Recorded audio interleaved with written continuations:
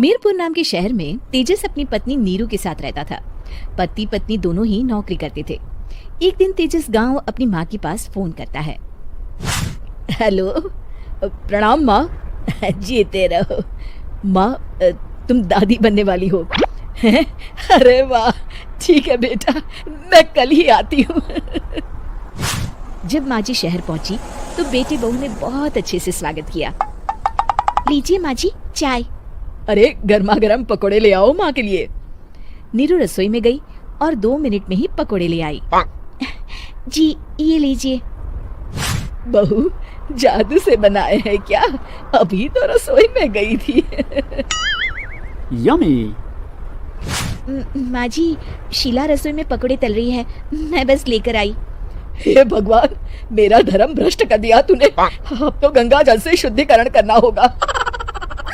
दूसरे दिन, माँ जी मैंने नाश्ता बना दिया है, ऑफिस जा रही हूँ।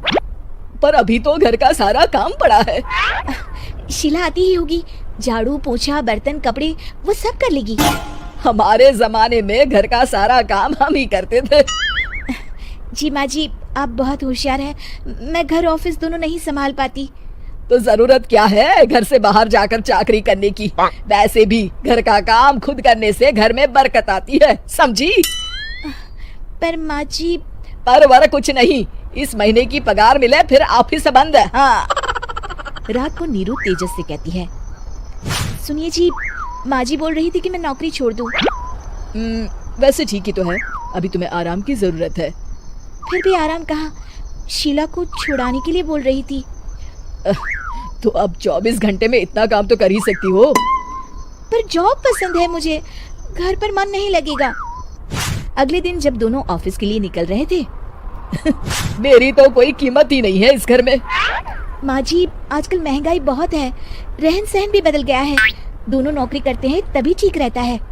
अच्छा, तू कहना क्या चाहती है? मेरा बेटा तुझे बिठा के खिला नहीं सकता? तू ही इस घर का खर्च चला रही है, हैं? नहीं माँ जी, मेरा वो मतलब नहीं था। मतलब खूब समझती हूँ, ये बाल धूप में सफेद नहीं किए मैंने। हाँ। अब तो ये रोज का काम हो गया था। तेजस भी रोज की झिकझिक से परेशान हो गया था। एक दिन उसने कहा, नीरू, वैसे भी तुम्हें मैटरनिटी लीव मिलने वाली है, तो अभी से ही छुट्टी ले लो। पर क्या, मेरी सैलरी अच्छी खासी है।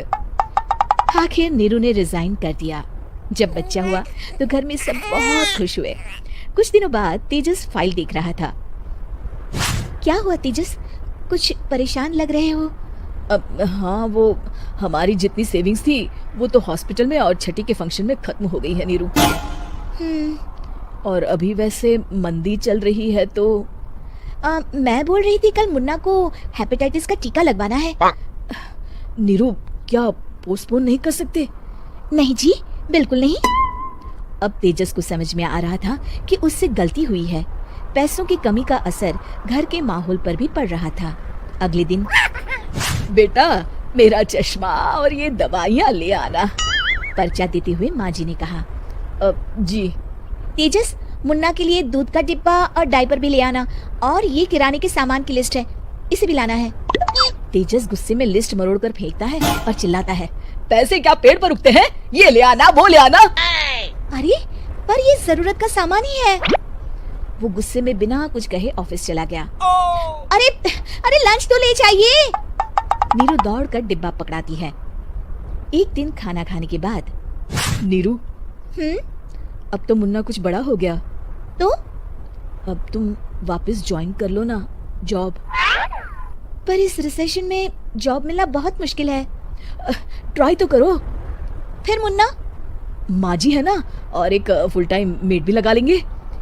पर माँ जी, उन्हें तो पसंद नहीं। तभी माँ जी वहाँ आ जाती है और प्यार से नीरू के सर पर हाथ फेरते हुए बोलती है, अब मेरी समझ में आ गया बहू, पहले के और अब के समय में अंतर है। तुम काम शुरू करो, मुन्ना की जिम्मेदारी मेरी। मेरी प्यारी माँ जी। ये कहकर नीरू उनके गले लग गई। शिक्षा, परिवर्तन संसार का नियम है, हमें भी समय के साथ चलना चाहिए। उम्मीद है कि आपको हमारी ये कहानी पसंद आई होगी। कृपया हमारे चैनल को सब्सक्राइब करें और सभी अपडेट्स के लिए बेल आइकन जरूर क्लिक करें और हाँ, वीडियो लाइक और शेयर करना मत भूलिएगा। Bye bye.